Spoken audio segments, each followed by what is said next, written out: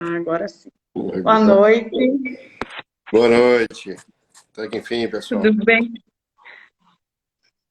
Tec- Tudo bem, professor Rodrigo? Tudo jóia. Vocês conseguem me escutar bem? Sim, eu sim. Desculpa a demora, porque tem problemas tecnológicos. Não estou acostumado. Negócio, não faço parte de nenhuma mídia social. Não, que bom, o Faço importante que deu certo. Ou tá me ouvindo? Tá ok? ainda, estou vindo, tá jóia. Não, ótimo. Professor, é um grande prazer ter o professor aqui, né? Essa live. A live é um bate-papo, né? Para que o professor nos ajude muito a resolver aí, como o professor bem conhece a realidade do Brasil, então nós ainda não erradicamos a Galacti Aureus, precisamos de muito socorro, né? Agradecer em nome da equipe Mais Leite aí, deixar o professor à vontade para fazer a apresentação e aí nós iniciamos. Não, beleza. Então, para aqueles que não me conhecem, meu nome é Rodrigo Bicar. Eu sou formado em medicina veterinária pela Universidade Federal de Goiás. Logo depois que eu formei, eu me casei com minha esposa Marcela. Isso tem quase 20 anos já, né? E mudamos para os Estados Unidos. Aqui, o meu primeiro trabalho foi gerente de fazenda mesmo. Trabalhei por 2 anos administrando uma propriedade rural no estado de Maine. Depois embarquei numa residência de medicina de população na Universidade de Cornell.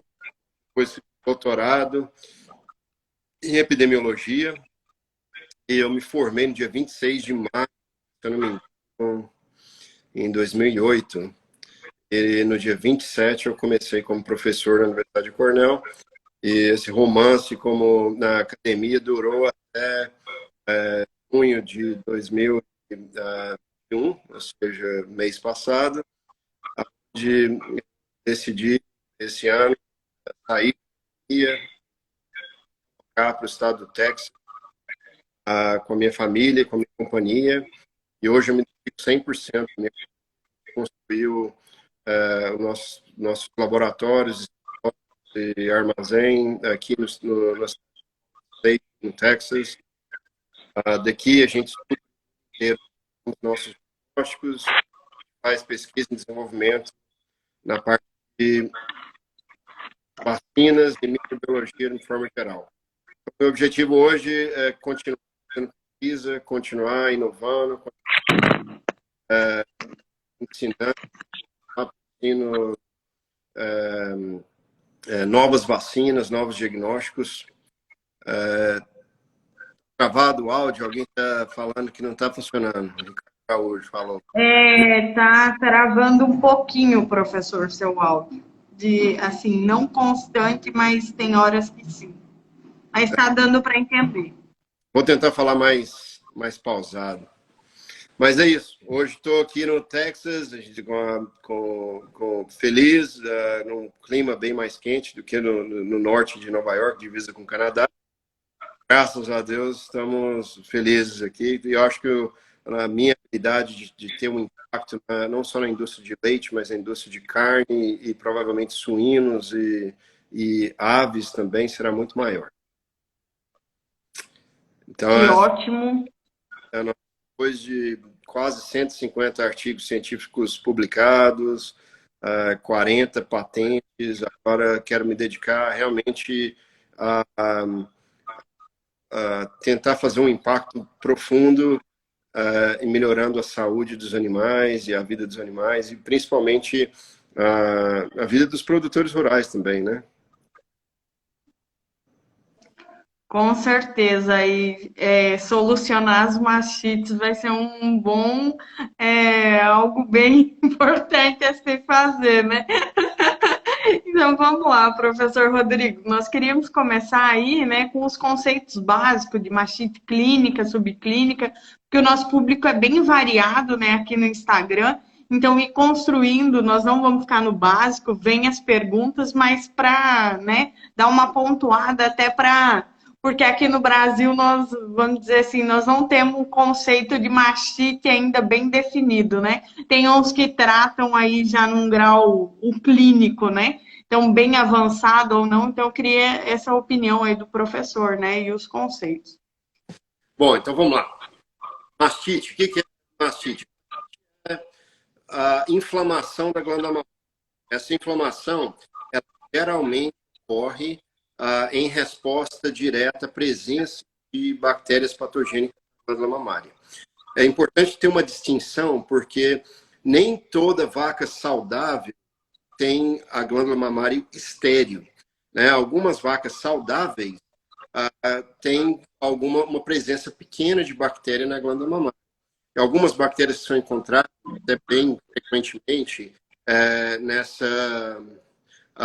na glândula mamária, por exemplo, os Staphylococcus cromógenes ou os estafilococos não áureos podem ser encontrados principalmente em primíparas no pós-parto, e hoje a gente imagina que elas vivem em harmonia com esses animais. Então, se o sistema imune tolera a presença de algumas bactérias, essa presença de bactéria por si só não quer dizer doença.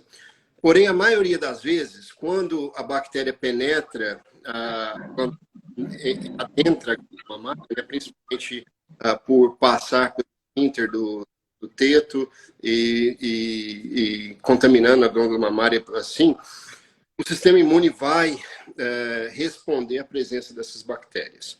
E cada bactéria ela vai causar um impacto diferente no sistema imune, e cada vaca, né, de acordo com o sistema imune, com a sua tolerância ou ausência de tolerância a esses patógenos, elas vão ter uma resposta diferente à presença da bactéria. Ou seja, quando a gente fala tanto de mastite clínica, que é o que a gente consegue observar, a mastite clínica é a mastite que a gente vê, ou seja, aquela vaca que está com a glândula mamária inchada, aquela vaca que está doente sistemicamente por causa de mastite, aquela vaca que perdeu a produtividade completamente, a glândula mamária puxa, sem nada, está completamente doente, ou aquela vaca que a gente tem apenas o grau 1 ou grau 2, grau clínico 1 ou grau clínico 2 de infecção, que são vacas que têm uma mastite clínica que a gente consegue ver que a vaca está doente. No caso, você comentou com o uso do teste da caneca de fundo preto. O que a gente está observando? A gente está vendo a presença de grumos, né, e coágulos no leite. A vaca não está necessariamente sistemicamente doente, mas a gente está identificando a doença através da modificação da secreção da glândula mamária. Então, ou seja, a mastite clínica, ela tem vários graus. Na verdade, a gente, para simplificar, divide em grau 1, grau 2 e grau 3, clínico, né? O grau 1 é o grau onde não tem inflamação da glândula mamária, não tem doença sistêmica, mas a secreção, o leite, está alterado. Então, essa é uma vaca que tem mastite clínica, grau 1. Grau 2 é uma vaca que tem uma secreção alterada e tem uma presença identificável de alterações da glândula mamária, do quarto infectado. Inflamação, dor, perca de produção de leite, assim vai. E o grau 3, o animal tem alterações locais na glândula mamária que são identificadas através dos nossos sentidos, né? E o animal está sistemicamente doente. Está com febre, perca de apetite, perca de produtividade, uma coisa sistêmica. Então, essas são as mastites clínicas. E o que é uma mastite subclínica? Bom, essa resposta inflamatória à presença de bactérias na glândula mamária, ela pode gerar uma variação linear de doença, né?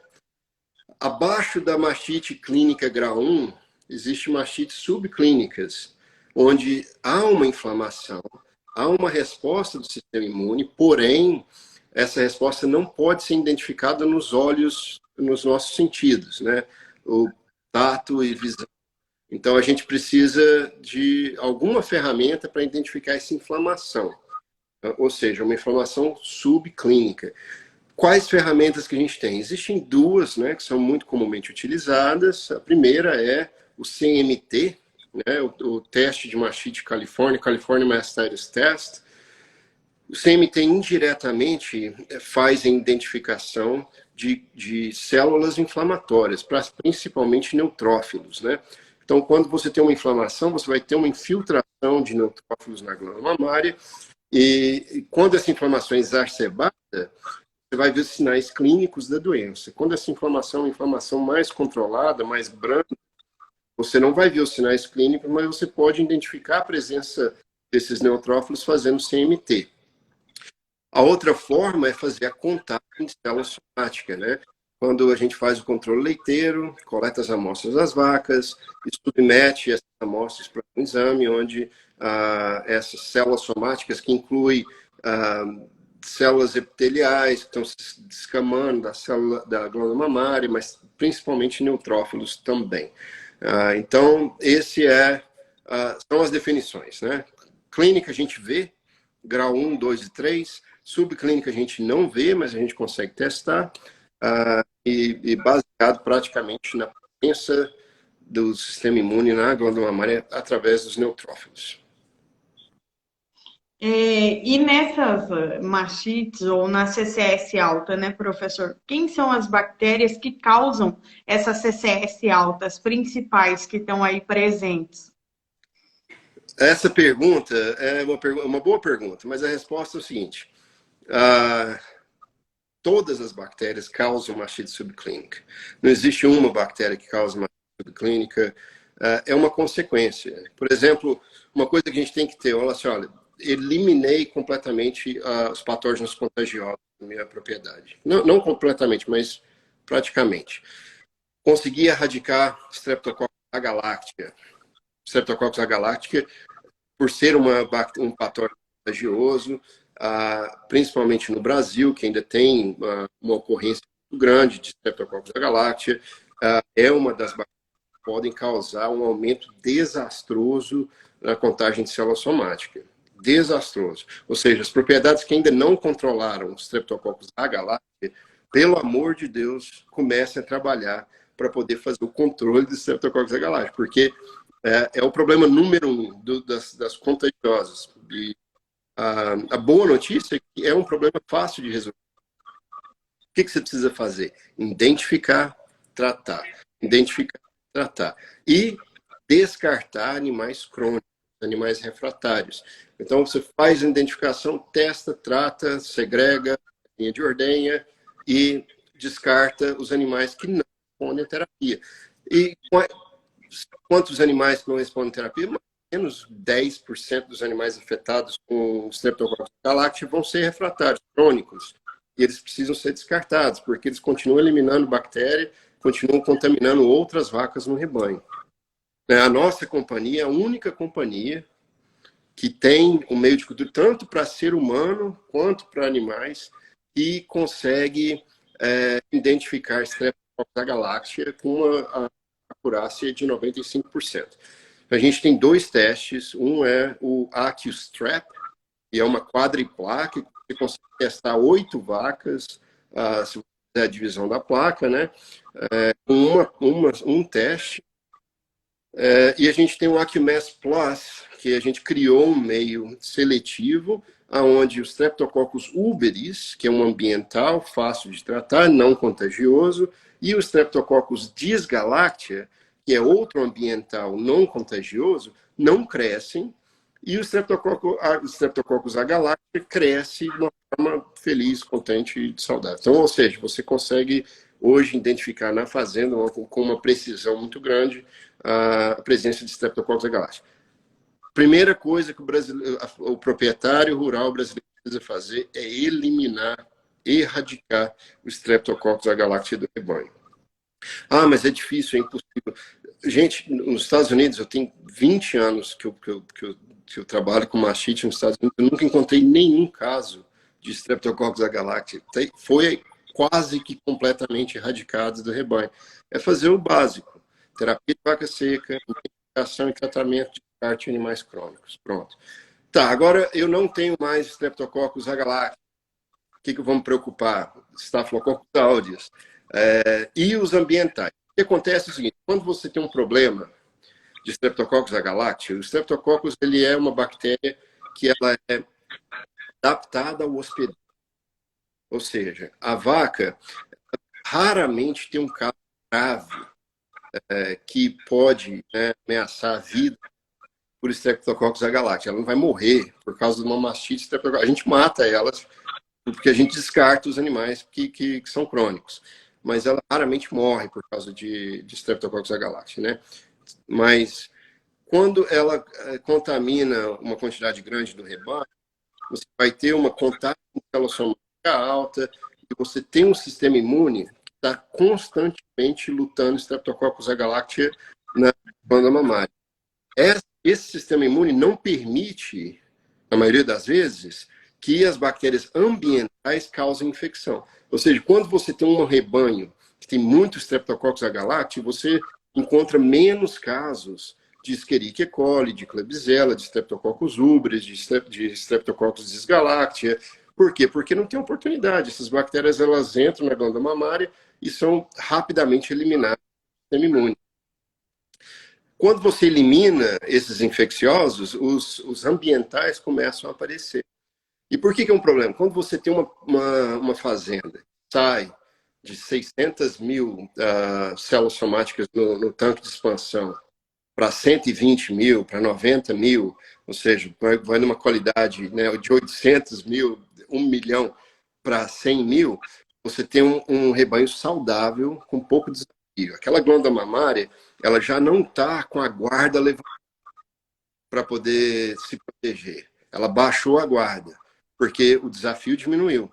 Agora, quando ela baixa a guarda, uma pequena penetração de Escherichia coli, 100 unidades formadoras de colônia, 50 unidades formadoras de colônia, que é muito pouco, vai entrar na glândula mamária, vai proliferar de uma forma explosiva antes que o sistema imune acorde para a presença da bactéria. Quando o sistema imune acorda, tem milhões e milhões de bactérias por ml de leite. Milhões de bactérias por ml de leite. Então agora você tem uma batalha entre o sistema imune e a bactéria que vai ser brutal. Vai ser a praia de Omaha, Segunda Guerra Mundial, os Estados Unidos e os alemães. Vai ter muita consequência, muita briga dessa batalha. Então essa briga de Escherichia coli no sistema imune acaba causando uma doença que muitas vezes é grave, que pode afetar a vida do animal, causando endotoxemia, desidratação, choque séptico, né, endotóxico, até a morte do animal por causa da doença. Ou seja, então, você falou, vamos eliminar mastite. Eu não creio que a gente vai eliminar mastite, não acredito que nós vamos eliminar mastite nunca, porque você acaba resolvendo um problema e você abre a porta para outro problema. Então, a gente sempre vai ter mastite. Para os veterinários que estão trabalhando aí, os zootecnistas, isso é segurança empregatícia. Você se especializa em mastite, que você vai continuar a ter um emprego por muito tempo, porque é um desafio constante. E outra coisa, quando tem desafios animais saudáveis, por que a sua pergunta, voltando para ela agora, sobre a mastite subclínica, né? Várias vezes uma mastite clínica se torna em uma mastite subclínica. Por quê? A gente já fez isso experimentalmente. Pega uma vaca saudável, coloca 50 unidades formadoras de colônia, que é nada, aí a contagem bacteriana sobe, o sistema imune demora 12 horas para acordar, depois do pico de crescimento bacteriano, ele acorda, as bactérias desaparecem, os animais melhoram, porém, o sistema imune continua hiperativado por vários e vários dias, demora muitos dias. E muitas vezes o sistema imune nunca retorna ao normal. Então, o animal, várias vezes, tem uma inflamação sem uma infecção. Então, esses animais de alta contagem de célula somática alta, que você faz cultura e não identifica um patógeno, ele é um animal que tem uma inflamação não resolvida. entendeu? Então, nem sempre você vai ter um patógeno associado com uma enfermidade, principalmente se a gente estiver falando sobre as mastites subclínicas, onde né, 70% desses casos podem ser cultura negativa, ou seja, inflamação sem infecção. E não é muito gratificante trabalhar com esses casos, porque tratar esses animais com antibiótico terapia não vai resolver. Eles não têm uma infecção. A gente usa antibiótico para tratar a infecção, né? E o uso de anti-inflamatório não é provado que vai melhorar. Então, o que a gente pode fazer para esses animais que são crônicos, né? A gente pode, contagem de célula somática em animal crônico, você pode descartar o animal, você pode secar o animal, nada melhor para uma glândula mamária, principalmente se ela tiver uma inflamação clínica ou subclínica, sem presença de patógeno crônica, é secar aquela glândula mamária. Você renova o tecido epitelial, você faz, né, a limpeza apoptótica, né, daquela glândula mamária, limpa aquela glândula mamária inteira e depois recria uma glândula mamária nova durante o período seco, e isso pode resultar na cura daquele animal durante a próxima lactação. A outra coisa que você pode fazer é interromper a lactação, a ordenha daquele quarto afetado. Essa é uma prática que a gente faz muito aqui, que eu sou hiper fã dessa prática, eu sempre tento falar, falo, pessoal, essa é uma coisa que vocês precisam fazer mais, né? Aquele animal crônico, que tem alta célula somática, que você já tratou 2, 3 vezes, mas ele não melhora. Porém, um animal de boa genética, às vezes já está prenho, às vezes é um animal de boa produção de leite, é só aquela glândula mamária sendo problemática. Você pode fazer uma identificação do animal, conversar, treinar os seus treinadores e falar, olha, esse quarto, e eu não vamos ordenhar esse quarto mais. Aí aquele quarto, mesmo sendo no meio da lactação, aquele quarto ele vai se engurgitar de leite, a pressão dentro daquele quarto vai causar a apoptose das células epiteliais daquele quarto. Se você não ordenhar aquele quarto, ele vai secar. Não vai morrer, você não está matando o quarto, você está interrompendo a lactação daquele quarto durante a presente lactação. Quando você secar aquele animal, ela tiver prenha, ela tiver com 230 dias de gestação, você está pronto para secar aquele animal, você vai fazer o quê? Você vai fazer terapia de vaca seca daquele quarto que você secou, você pode fazer um tampão selante de teto interno, tira as identificações daquele animal e ele tem uma chance grande de voltar na próxima lactação como uma vaca nova. Em alguns casos, assim, o produtor, porque aqui, não sei, mas pelo menos onde a gente atua, antes usava muito iodo, matava o teto ou coisas, e hoje, né, nós começamos a não usar mais isso e tem visto, né, uma grande chance. Uma das coisas que o professor falou, que às vezes é um problema meu, não sei, de outros profissionais, mas que nós temos muita lesão de teto. Então, esses problemas dessas mastites negativas são nessas vacas. E aí que entra o nosso grande desafio. O que eu vou fazer, né? Porque tem acontecido, principalmente depois que baixa a CCS, é onde a gente vê que entra essa briga, porque aí eu não sei se é porta aberta, né? Então qualquer coisa já causa essa inflamação. Aí você fica com essa vaca muito recorrente nos casos de mastite, e infelizmente é uma hiperkeratose de teto, né? Exato, não, isso é ótimo. E só para recordar que a hiperkeratose é um problema de sobre-ordenha, né? Um excesso de ordenha, ou por tetos não estimulados durante o preparo dos tetos, né? A rotina de ordenha. A gente tem aí um sangue de bós índicos muito forte no Brasil, são animais que são mais ariscos, então também tem uma habilidade materna maior e a dificuldade de gerar proteína.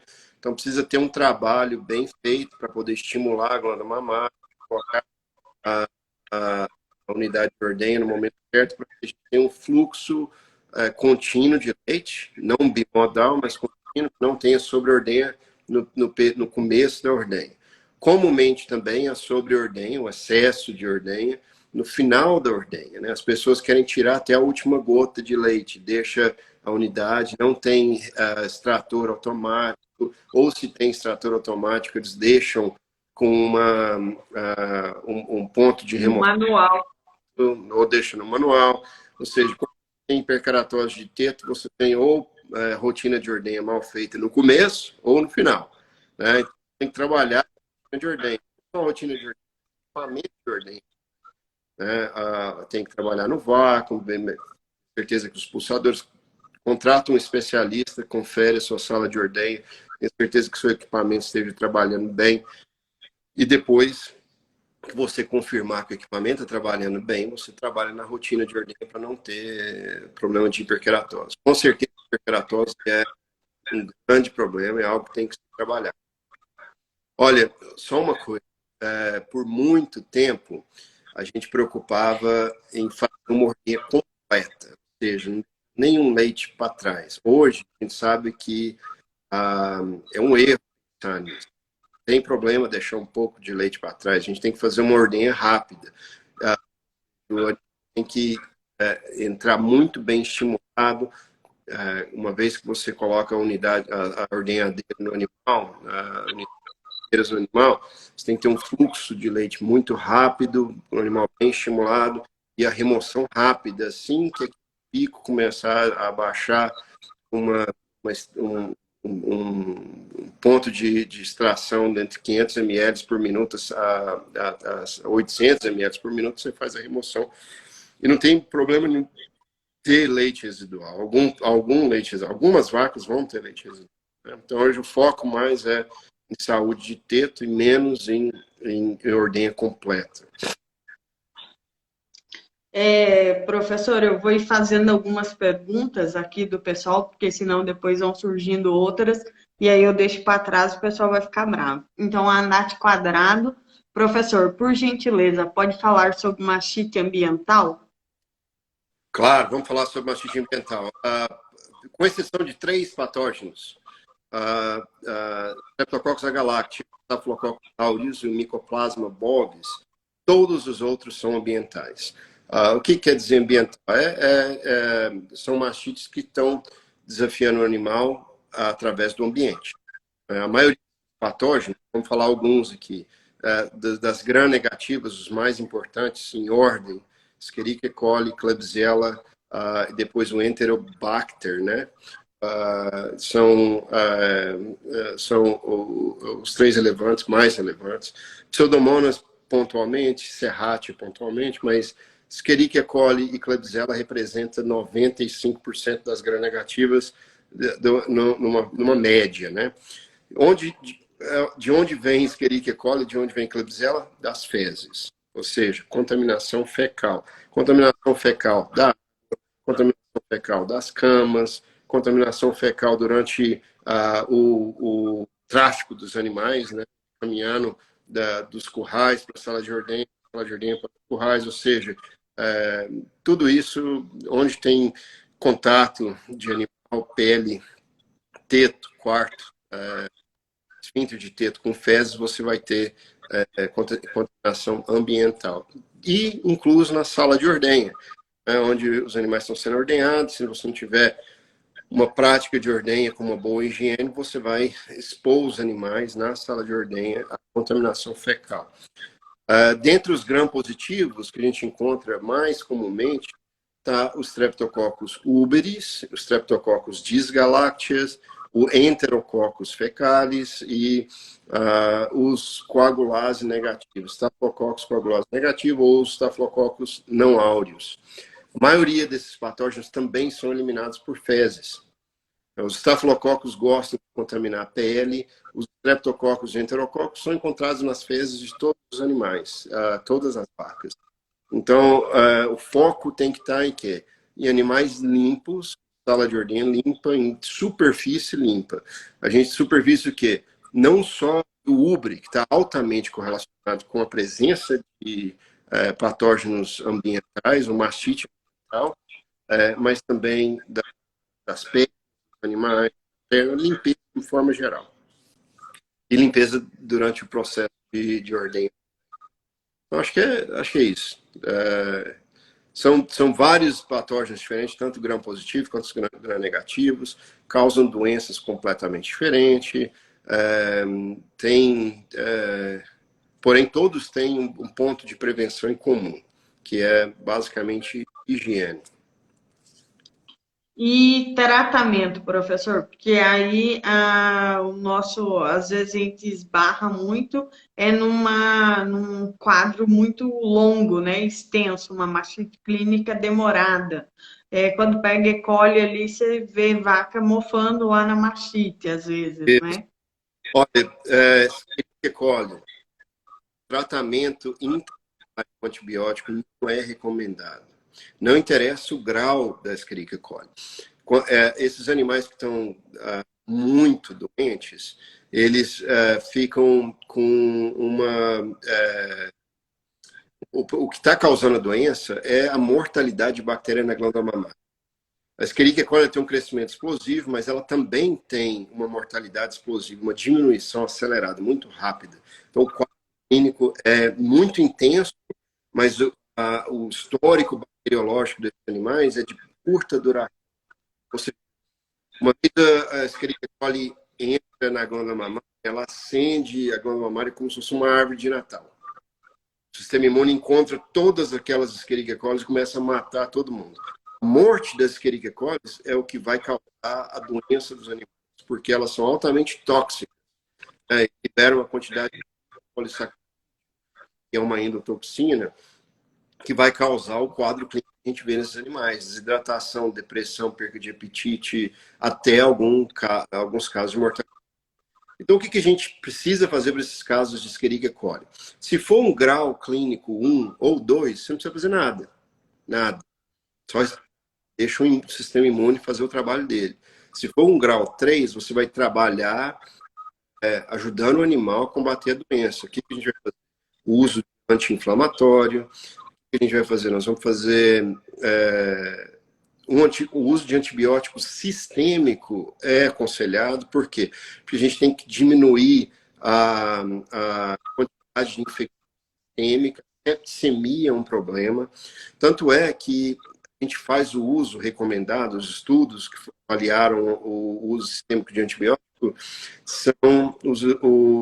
avaliaram o ceftiofur como antibiótico. O ceftiofur, quando usado sistemicamente, ele não penetra a glândula mamária. Ou seja, a gente não está tratando o animal sistemicamente para tratar. Não é isso. Estamos tratando o animal sistemicamente para tratar o sangue do animal. Septicemia, as bactérias que são circulantes. Então, o uso de antibiótico sistêmico para Escherichia coli grau 3 é importante. E fluidoterapia, né? Se você tem a condição de fazer uma hipertônica salina ou qualquer fluidoterapia endovenosa, faz.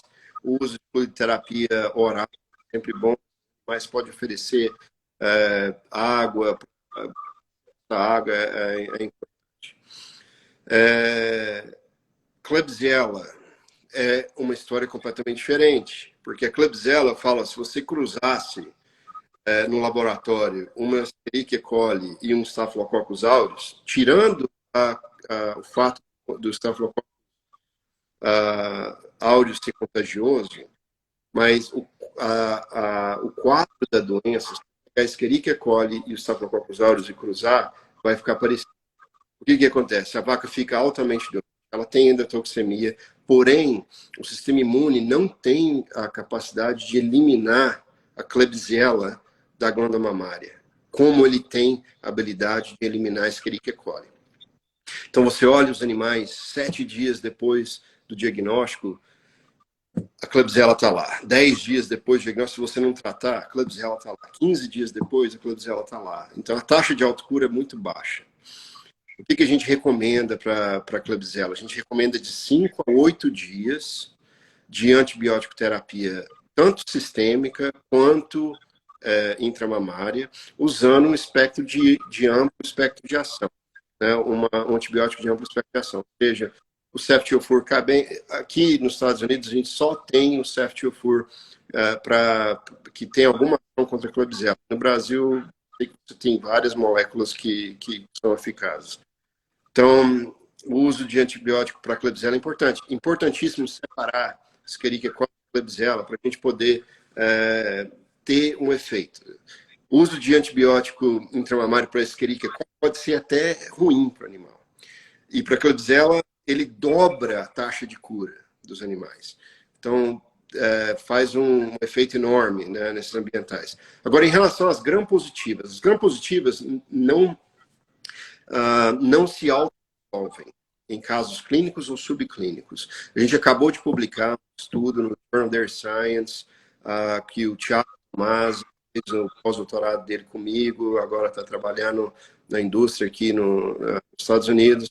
A gente teve um estudo super interessante, usando 2 moléculas de antibiótico, bactérias gram-positivas, a maioria delas eram os Streptococcus dysgalactia e os Streptococcus uberis, e a gente teve o luxo de ter um controle negativo. Nesse caso, são animais infectados por uma gram-positiva, com mastite clínica, não foram tratados por 6 dias após a questão da doença. O que acontece com esses animais? 100% deles permanecem doentes. A célula somática continua elevada. A taxa de cura, autocura bacteriológica, baixíssima. A taxa de cura clínica, baixíssima. Ou seja, super importante a gente encontrar esses animais com infecções gram-positivas e fazer o uso de antibiótico terapia. Baseado nesses estudos que a gente fez, por incrível que pareça, mas não me surpreende muito, não interessa a molécula que você decide usar, o importante é tratá-los com antibiótico terapia intramamária. Não tem necessidade nenhuma de fazer antibiótico terapia sistêmica para esses animais, o uso de terapia intramamária é o mais importante. E as vacinas, professor, já que nós estamos falando aí, né, o quanto nós temos deficiência, quando usar? A única vacina que eu recomendo, né, no mercado hoje é as vacinas contra Escherichia coli, a J5. É uma vacina que é difícil para o animal, ou seja, eu falo J5 porque é a vacina que foi a primeira vacina, né, era chamada de J5. Hoje, a patente dessa vacina já expirou e todo mundo tem praticamente a mesma vacina. Lógico que cada um vende de uma forma diferente, mas elas são todas muito parecidas. A gente chama de vacina core antigen vaccine, né? Basicamente, a gente suspeita que a vacina tem uma atração ao Escherichia coli e diminui um pouco os casos e a severidade dos casos. Não é uma vacina como faço? É uma vacina dura para os animais. Ela não é uma vacina fácil. Ela aumenta a quantidade de aborto. A gente fez vários estudos com essas vacinas. A gente vê no aborto no terço final aumentando. Porém, principalmente para vacas de primeiro parto, a taxa de concepção, primeiro serviço, ela é melhorada, né? Você vai ter alguns abortos no terço final de gestação, principalmente durante as vacinações de vaca seca, porque é uma vacina difícil, né? Ela causa alguns choques anafiláticos e alguns abortos. A gente tem no mercado hoje em dia que a gente pode recomendar. E agora, com esse fato novo aí que o professor falou em relação ao aumento de abortos, hoje, quando a gente faz massal aqui no Brasil, de vez em quando, principalmente fazenda com CCS mais baixo, e geralmente a gente faz um pouquinho antes de começar as águas, né? E é quando começa a esquentar. Então, isso tem... o que nós poderíamos usar como estratégia? Olha, eu entendo a dificuldade no Brasil de seguir um programa cronológico de sanidade, né, de vacinação. A gente não vacina o rebanho inteiro. uma ou duas vezes por ano. A gente vacina de acordo com o estágio de vida de cada animal. A gente desenha um calendário de vacinação. A gente vacina os animais ao secar, né? A gente faz as vacinas que no Brasil se chamam de vacinas respiratórias, né? Que é o reprodutivo, não sei, são as Nine Ways, né? Que é a PD, IBR, para influenza, BVD, IBR, para influenza e BRSV, Bovine Respiratory Syncytial Virus, e 5 isolados, 5 diferentes de leptospira. A gente faz essa vacinação ao secar e repete aos 30 depois, e a gente faz a J5 também. A gente também tem uma Escherichia coli, uma vacina de fimbre K99 com rotavírus, a gente usa para poder enriquecer o colosso e diminuir diarreia de recém-nascido. Mas a gente faz esse cronograma, ou seja, a gente vacina os animais, vai secar a vaca toda semana a gente vacina os animais e faz essa vacinação. A gente tem algumas vacinas, incluso a J5 no pós-parto, 60 dias, algumas fazendas usam uma terceira vacinação aos 60 dias pós-parto. Muito obrigada. Aqui, o Rafael Brugnara, como direcionamento, qual o percentual de casos de mastite grau 1, 2 e 3 em uma fazenda? Depende demais, né? Depende da distribuição de patógenos, quais são as bactérias que estão causando infecção. Depende também do quão treinado os ordenadores são. Ou seja, a mastite grau 3 é a pontinha do iceberg, né? A grau 2 está abaixo, a grau 3, desculpa, grau 1 está mais abaixo no iceberg, e as subclínicas estão embaixo da água do iceberg. Então, a pontinha são aquelas vacas que estão morrendo de mastite. Se você só encontra vaca morrendo de mastite, você está fazendo um péssimo trabalho em encontrar mastite. Esses deveriam ser raros casos de mastite. Se você só encontra vaca grau 2, não encontra nenhum grau 1, você está fazendo um péssimo trabalho. Se tem vários grau 2 ocorrendo, deveria ter mais ainda grau 1. Você só não está procurando elas, né? Então, quanto mais bem treinado, principalmente para fazer aquela remoção dos primeiros tratos, na rotina de ordenha durante essa rotina de ordenha, você vai encontrar esses animais com grumos, e a maioria dos casos, a grande maioria dos casos, vão ser grau 1.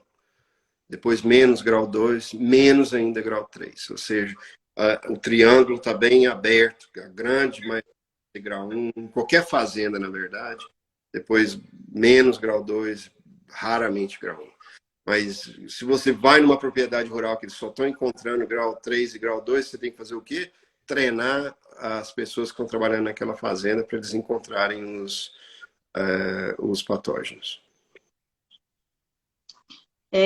O Hélio, e o que acontece quando se tem grumos, vê na cultura não tem crescimento de bactérias? Como que é a pergunta? Das vacas aqui, professor, só um minuto aqui, que está com bastante pergunta. Eu já... e o que acontece quando se tem grumo, vê na cultura e ela é negativa?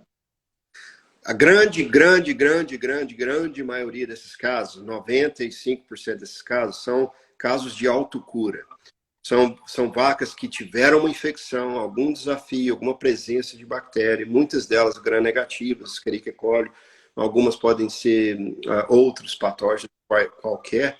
O sistema imune foi ativado, os neutrófilos migraram para a glândula mamária, e quando os neutrófilos fizeram o trabalho de limpar a infecção, quando o ordenhador identificou esse animal com grumos, a vaca já não tinha mais uma infecção.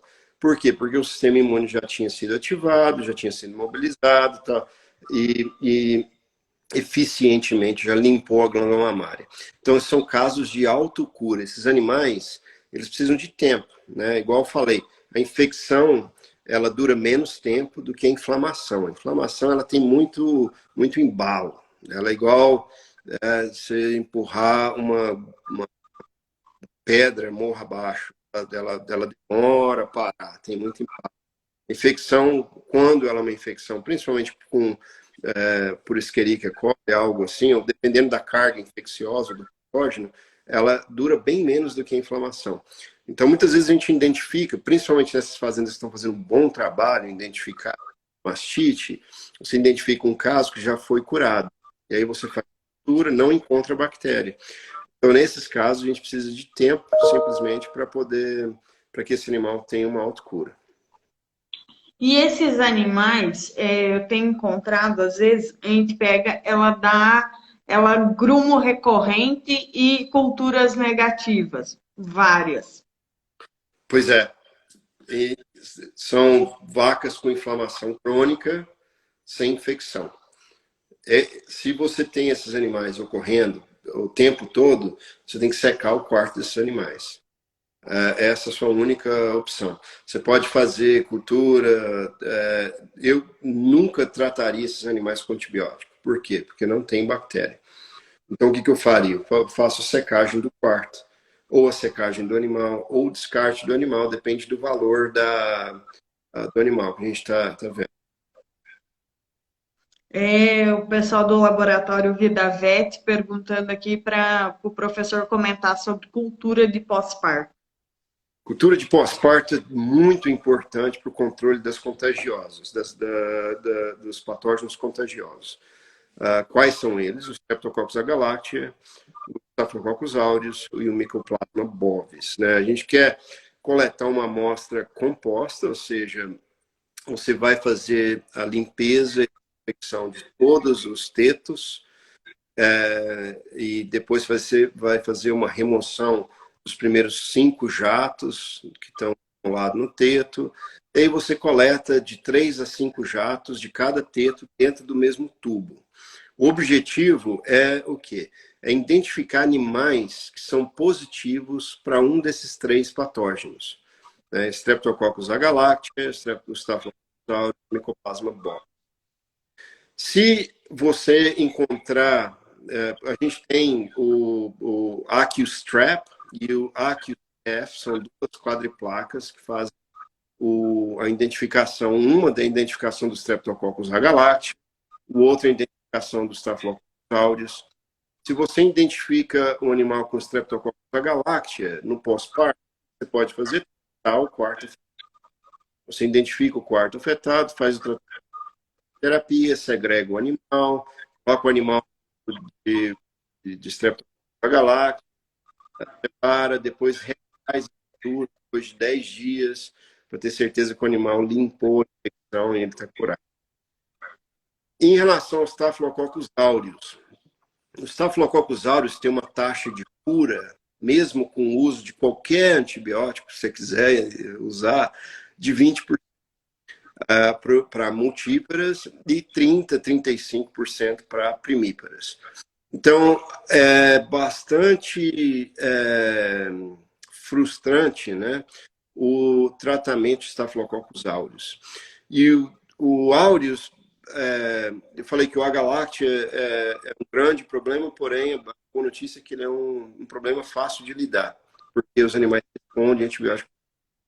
Staphylococcus aureus, não. Então, muitas vezes você trata e a bactéria para de ser eliminada por algum tempo. E aí passa 30 dias, 50 dias, 60 dias, o animal fica clínico de novo, você faz a cultura no mesmo quarto, na mesma vaca. Muitas vezes ela passa a lactação inteira e na próxima lactação você faz a cultura no pós-parto e a vaca está positiva para Staphylococcus aureus.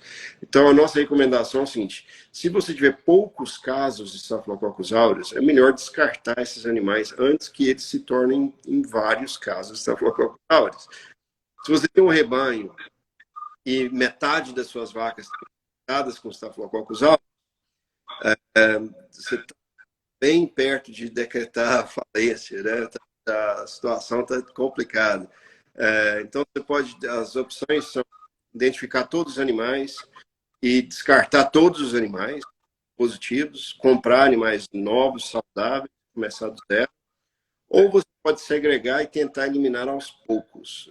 Na minha experiência, essa segunda estratégia nunca funciona, principalmente se você tiver um problema muito grande com Staphylococcus aureus, né? Então é melhor não bobear, trabalhar de forma agressiva. Dos 3 patógenos contagiosos para o cenário brasileiro, eu ranquearia, primeiro lugar, Streptococcus agalactiae, segundo lugar, Staphylococcus aureus, terceiro lugar, Mycoplasma bovis. Se tivesse que trabalhar nessa ordem, eu faria primeiro o agalactiae, segundo o aureus, terceiro. O Mycoplasma bovis é um problema? Ele é tão presente quanto o aureus? Não. Ele é tão presente nas fazendas e perigoso quanto o aureus? Não. E em relação ao aureus, também não. E em relação à vacinação para áureos, professor? Eu tenho uma vacina que os dados que foram gerados para essa vacina não são dos mais encorajadores. Eu falaria isso. Os dados publicados que eu já então, essa vacina não está disponível aqui nos Estados Unidos. Conheço o pesquisador que fez os estudos originais dessa vacina de Staphylococcus aureus e o efeito é bem marginal. Eu acho que o mais importante para o controle é a identificação e eliminação mais positivos. Tem várias perguntas e vários elogios aqui, nós vamos ir respondendo aos poucos. Eu só queria uma em relação até cultura pós-parto, professor, porque às vezes uma luta é convencer produtor que novilha é um problema, né? Principalmente para nós. Então, por que novilha trazendo a Galacti e Aureus, né? Que novilha, quando você fala para fazer de pós-parto, muitas vezes a vaca é fácil de convencer e a novilha eles travam. Só na minha novilha. Ou quando você fala que o problema está nelas. Exato. É incrível que muitas vezes, na verdade, o problema vem das novilhas, não nas vacas, né? As vacas que estão no rebanho já sobreviveram ao mastite e viveram para ter uma outra lactação. E muitas vezes as novilhas vêm contaminadas com Staphylococcus aureus e Streptococcus agalactiae. É uma atenção super especial nas novilhas. Na verdade, a gente já fez 2 estudos com tratamento de novilhas, usando amoxicilina de vaca em lactação no pré-parto. E a gente tem um impacto muito grande em marcha clínica e clínica no pós-parto. Elas já vêm contaminadas e desafiadas, claro que vai ter problema, né? Então, concordo com você plenamente. Em vários casos, na verdade, as primíparas novilhas são a maior parte do problema. Precisam ser identificados, com certeza. Vamos lá, então, aqui, porque tem muitas perguntas. E eu até... a Nath Quadrado, sinal clássico da mastite ambiental é aquele leite bem amarelado, cheio de grumos? Não. Qualquer patógeno pode causar leite amarelado, cheio de grumos. Eu lembro, né, sou velho o suficiente para poder lembrar da prática de medicina veterinária, dos meus mentores, né, há muito tempo atrás, que já está com 80 anos de idade, mas eu tive o prazer de trabalhar com ele. Mas alguns desses veterinários antigos, eles costumavam tirar o leite na bota, na mão, cheirar, a secreção do leite. Mas quando a gente pega essas opiniões, pega a amostra de leite e faz o cultivo da amostra de leite, a correlação entre o que eles falam e a verdade é zero. Se você não cultivar aquele leite, você não vai saber o que Streptococcus uberis pode causar infecções severas. O Staphylococcus aureus pode causar necrose completa do mamário. Então, você não sabe o que está causando enquanto você não faz cultura. Várias vezes, sim, Escherichia coli, principalmente nos casos mais severos, grau 3, ela vai ter essa mastite com uma secreção bem aguada, né? Bem serosa, assim, bem aguada. Mas nem sempre. Então, essa correlação não é muito boa. Professora Mônica Pinho está aqui dando boa noite, então, né, boa noite aí para o pessoal. Peraí, que alguém perguntou sobre AINES consorciados. Acredito que seja para mastite ambiental. Como é que é a pergunta, de novo? AINES associado, aqui é da Amanda Cavalcante. AINES associado, professor, acredito que seja nas mastites ambientais, né? Ixi, Que só tem AINES associado. então, Pois é. Aqui, Monique Dias falando, então, professor Bicalho, o mais indicado para o uso da vacina J5 seria no primeiro terço da gestação ou nas fêmeas vazias? olha, as fêmeas, na verdade, se você for, a gente está pensando em novilhas, né? Se você vacinar as novilhas virgens, né, antes da inseminação, a vacina não vai ter eficácia. Porque a vacina, para ela ser eficaz, ela precisa ser feita próximo durante o período de desafio. Ela não é uma vacina muito boa, ela não causa imunidade. Ela, na verdade, funciona como uma antivacina. Ela causa tolerância e não imunidade. Né? Pensa nessas vacinas espetaculares contra o Covid-19 que foram criadas pela Pfizer e pela Moderna. Essas vacinas previnem infecção, elas realmente estimulam o sistema imune para poder neutralizar a penetração do coronavírus nas células epiteliais, através da proteína spike. Então, essa é uma vacina verdadeira. A J5, ela não induz imunidade, ela induz tolerância. E essa tolerância dura pouco tempo. A gente pensa que a maior parte do desafio de mastite por Escherichia coli são nos primeiros 30 dias pós-parto. Então, tem que usar pré-parto, no último terço de gestação, né, ao secar e depois 30 dias depois, para poder induzir a tolerância, né, para diminuir a severidade dos casos pós-parto nos 30 dias. Infelizmente, é um mal necessário. Depende do cálculo, é simples. Né? No estudo recente que a gente fez, se você não vacinar, 0,8% das vacas abortam no terço de gestação. Com as vacinações, a gente teve 2,5% dos animais abortando. Isso foi um estudo, né? 1.000 animais por tratamento, mas um estudo. Então, você tem que fazer matemática aí para poder ver que esses abortos são caríssimos, né? Porque esses animais que abortam no último terço acabam tendo uma população inteira fracassada, produzindo pouquíssimo leite. Se você insistir em ordenhar esses animais, acabam sendo descartados, mas a ocorrência é relativamente pequena. Então,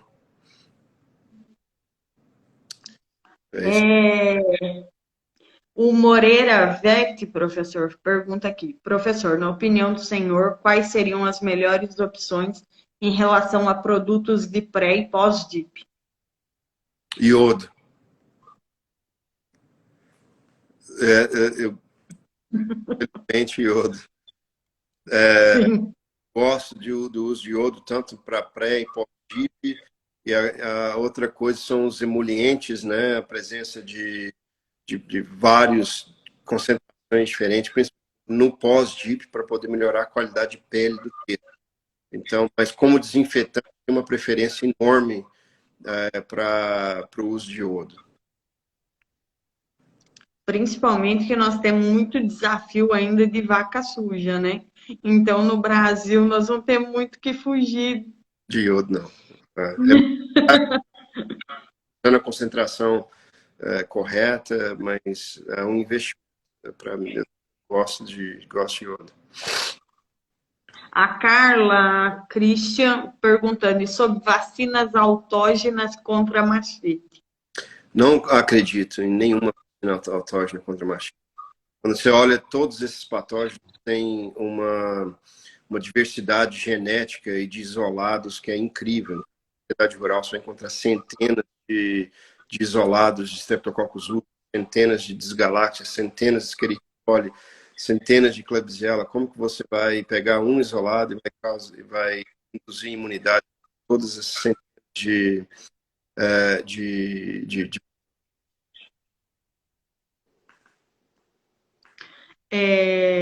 E aqui, professor do Laboratório Vidavete perguntando quando suspeitar de mastite por micoplasma. E eu acho que antes disso, o professor podia explorar um pouco mais, porque no Brasil nós estamos começando a identificar ele. Então, talvez micoplasma não era tão assim, né? Quando a gente falava de mastite, ele está começando a ficar mais comum aí. Então, assim, se o professor puder dar uma abrangência, talvez, né, um pouquinho maior para ele. Olha, gente, Mycoplasma bovis causa mastite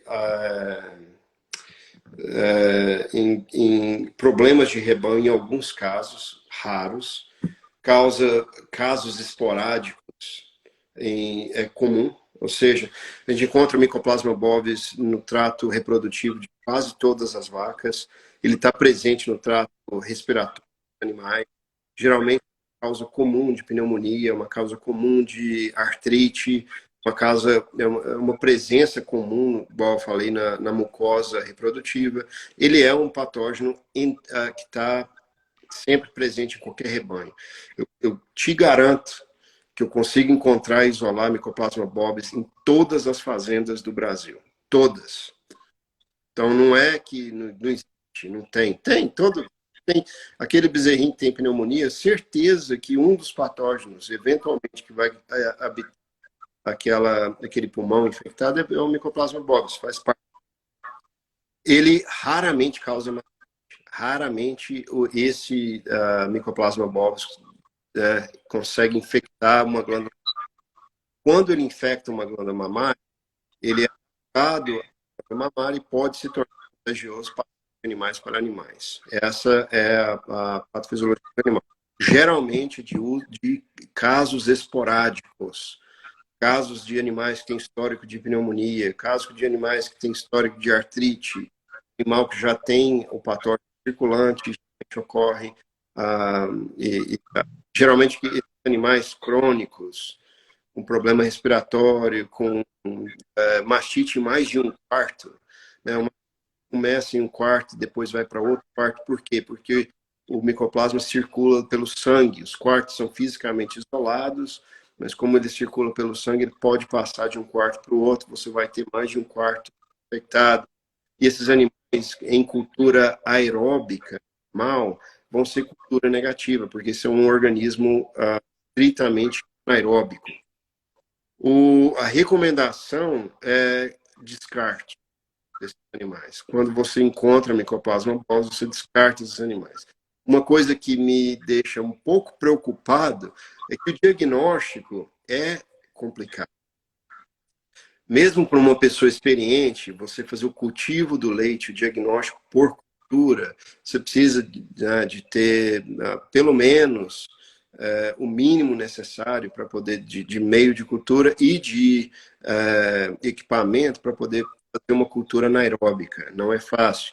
ele demora vários e vários dias para crescer, e quando cresce, ele é minúsculo e super difícil de identificar e diferenciar de poeira que está na placa, não é algo simples de fazer. Porém, o padrão de ouro de identificação de Mycoplasma bovis é a cultura, não é o PCR. Por quê? Porque, como eu te falei, que o Mycoplasma bovis ele circula no leite, a não ser que você tenha um PCR em tempo real, que consegue fazer um CT para poder fazer quantificação da molécula, você tem que tomar cuidado. Por quê? Porque o DNA circulante, todas as bactérias que estão em qualquer mucosa, o DNA dessas bactérias circula e acaba indo para o leite. Então, você pode encontrar DNA de micoplasma, DNA... Quando a gente faz microbioma do leite, a bactéria mais comumente encontrada no leite é o Ruminococcus. O Ruminococcus. O Ruminococcus vem de rumen, a bactéria vive no rumen, é uma das bactérias predominantes do rumen. Tem ruminococcus na glândula mamária? Não. Por quê? Porque se tivesse, ninguém ia dar conta de beber leite, porque ia feder rumen, e a vaca ia ficar eructando pela glândula mamária. Então, não acontece. Mas o DNA está lá. Por que tem DNA? Bom, porque tem células dendríticas que estão constantemente amostrando os conteúdos do trato gastrointestinal, para poder fazer o auto-reconhecimento do que é próprio e o que não é próprio. E essas bactérias digerem, destroem essas bactérias, mas carregam material genético junto com elas, e algumas delas acabam na glândula mamária. Contra DNA, eu tenho que tomar muito cuidado com o tipo de teste, a forma de fazer essas identificações, para não ter falso positivo. Qual que é o problema do falso positivo? Você vai ficar matando vaca o tempo todo, um rebanho que não tem problema com Mycoplasma bovis. Então, o diagnóstico tem que ser muito bem feito, porque, como Staphylococcus aureus, a recomendação é o descarte do animal. Mas se você tem um problema de Mycoplasma bovis no rebanho, você tem um problema. Você não vai entrar num rebanho que tem 150 mil de célula somática, uma mastitezinha, outra ali, coisa normal, e você vai testar um rebanho e vai ter 30% de vaca positiva para Mycoplasma bovis. Por quê? Porque não existe. Simplesmente não existe. Se tivesse 30% do seu rebanho com Mycoplasma bovis, você teria um problema de rebanho que você não ia conseguir dormir. Você estava próximo de decretar falência na sua família. Então, cuidado com o falso positivo em Mycoplasma bovis. Agora a preocupação fica maior, porque, né, assim, ele vira, a gente pensa num problema, né, imagina, então, assim, várias coisas, e vem, e aí começou, às vezes, todo mundo falar muito de micoplasma, esqueceu um tanto de coisa, né, e partiu como se não tivesse a galáxia ainda, né, mas vamos lá. Tem que ter prioridade, senão a gente não sai do lugar. A Marcia Mello aqui, professor, perguntando sobre secagem seletiva. Secagem seletiva pode ser uma ótima ferramenta para aquelas propriedades rurais que já deixaram para trás Streptococcus agalactiae, principalmente Streptococcus agalactiae. Porque uma das ferramentas que permitiu praticamente 3 coisas. Rotina de ordenha, ou seja, o uso de pré e pós-DIP, detecção de casos clínicos e tratamento, descarte de animais crônicos, terapia de vaca seca. Essas quando bem implementado, fazem o quê? Fazem, eventualmente, a erradicação de Streptococcus agalactiae. Se você tem Streptococcus agalactiae, nem pensa em terapia seletiva de vaca seca. Não é para você. Elimina Streptococcus agalactiae primeiro do rebanho, depois você pensa em fazer terapia de vaca seca. Se o seu rebanho já não tem Streptococcus agalactiae por alguns anos, você não encontra mais, a sua situação já melhorou, você está pensando em custos, você está pensando, né, no bem maior para a sociedade, no uso antibiótico. Então, ótimo. Né? O que a gente pode fazer? A gente tem uma placa chamada TREAT, todos os gram-positivos. Então, o que você pode... é uma quadriplaca, você pode fazer 2 placas, os 4 quartos, uma placa, 8 amostras de leite. Quando você vai fazer, você pode coletar a amostra a nível de quarto, né? Por exemplo, a gente sabe que ao secar, mais ou menos 20 a 30% das vacas são cultura positivas para patógenos gram-positivos. Se você testar a nível de quarto, somente 5% dos quartos são positivos, porque 20% das vacas só tem um quarto que é cultura positiva. Então, tem uma possibilidade aí de reduzir em 90%, 95% o uso de antibiótico terapia numa propriedade que já tem a mastite bem controlada. Então, você identifica quartos que são cultura positivas para organismos, né, usando o AccuTreat, trata com antibiótico terapia. Os quartos que são cultura negativa, não tem infecção, você usa um selante de teto interno para poder prevenir novas infecções durante o período seco. Entendeu? O antibiótico trata infecção. Se não tem infecção, não precisa usar. Né? Então, o selante de teto interno previne novas infecções. Então, se a vaca tem uma infecção, antibiótico e tampão interno de teto. Se ela não tem infecção, só o selante de teto é suficiente. Professor, vamos lá para nós direcionarmos o fim, senão o Ricardo Araújo perguntando sobre vacina para Uberes, vai testar? Não. Já tentei, é o Mineiro que perguntou, Mineiro, já fiz sequenciamento de 300 isolados Streptococcus ubris, a gente fez tudo quanto é tipo de teste com proteína recombinante para poder ver alguma imunidade contra Streptococcus ubris. Eu duvido que a gente vai conseguir desenvolver uma vacina eficaz contra o Streptococcus ubris, infelizmente. Não sou principalmente com o uso de tecnologias arcaicas, né, que é vacina de bacterina, que simplesmente não vai funcionar contra um patógeno gram-positivo que consegue se disfarçar muito bem do sistema imune.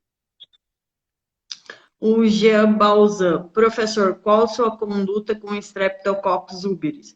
Terapia estendida? Tratar mesmo se subclínico?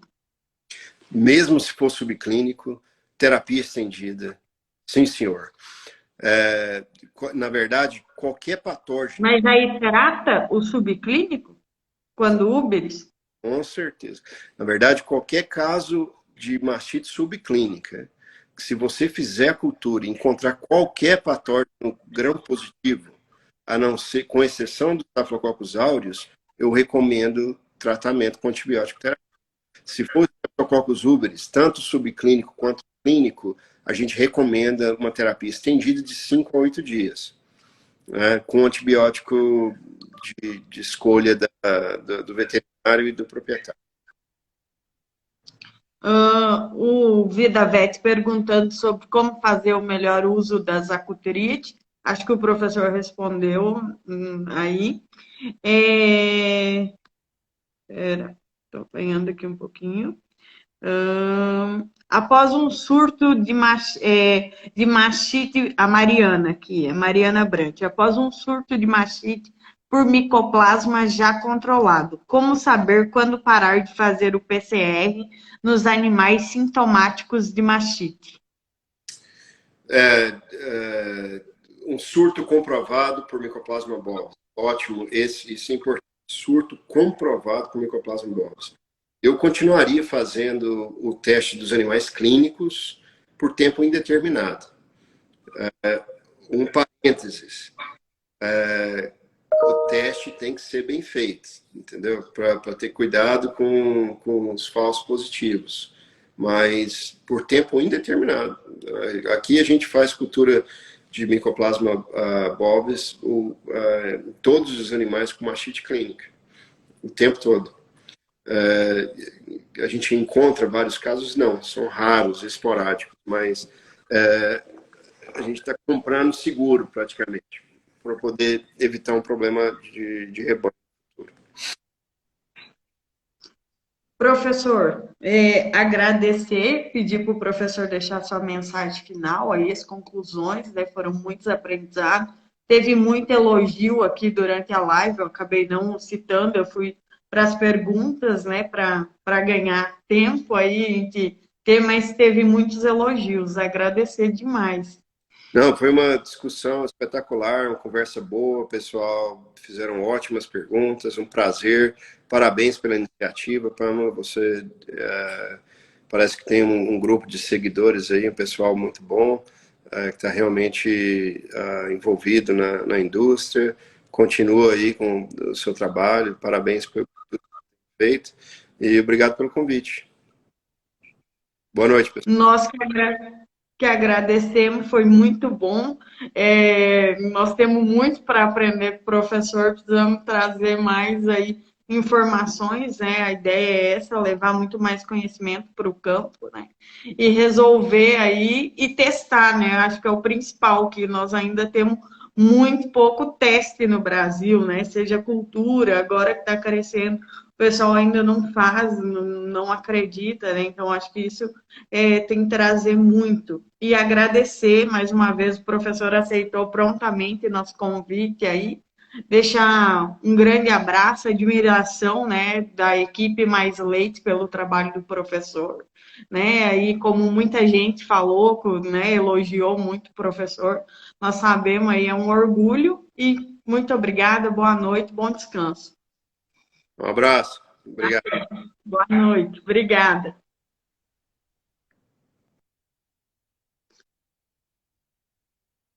Boa noite, pessoal.